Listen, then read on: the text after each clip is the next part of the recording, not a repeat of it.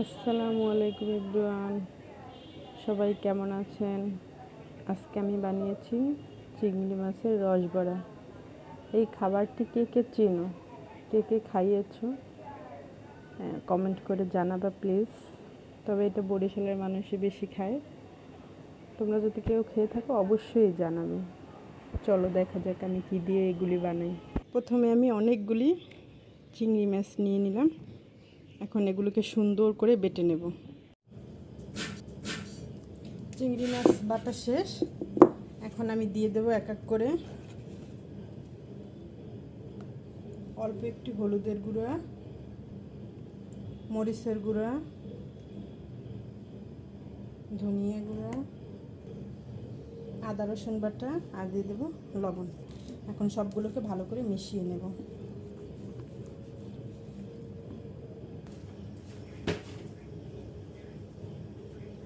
আমি কড়াইতে দিয়ে দেবো তেল। এখানে দিয়ে দেবো বেশ খানিকটা পেঁয়াজ কুচি।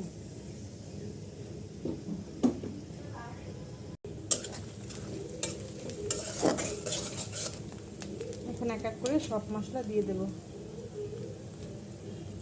রসুন বাটা, নারিকেল বাটা, আদা বাটা, মরিচের গুঁড়া, হলুদের গুঁড়া, ধনিয়া গুঁড়া, দিয়ে দেবো স্বাদ মতো লবণ। এখন মশলাগুলোকে ভালো করে কষিয়ে নেব।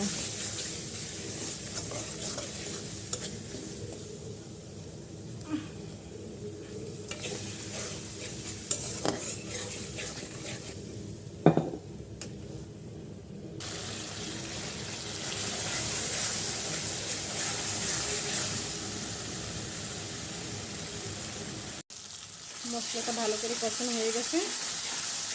এখন পানি দিয়ে দেব।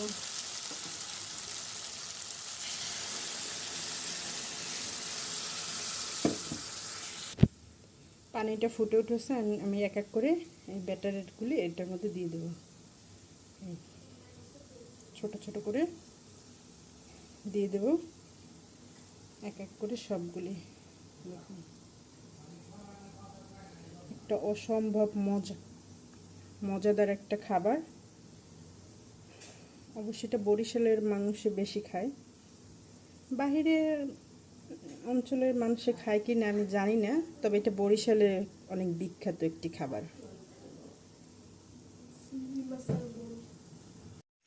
কত সুন্দর বড়াগুলি সব ফুলে উঠেছে দেখুন।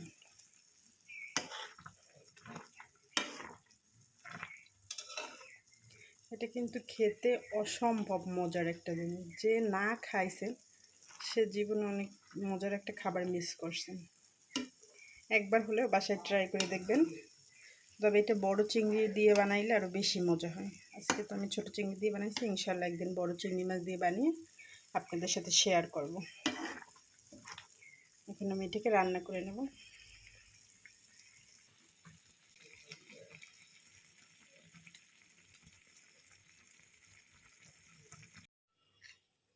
মাশাআল্লাহ, এই হচ্ছে আমার তরকারির ফাইনাল লুক। দেখতে কতটা সুন্দর, দেখতে যতটা সুন্দর খেতেও কিন্তু অতুলনীয় স্বাদ।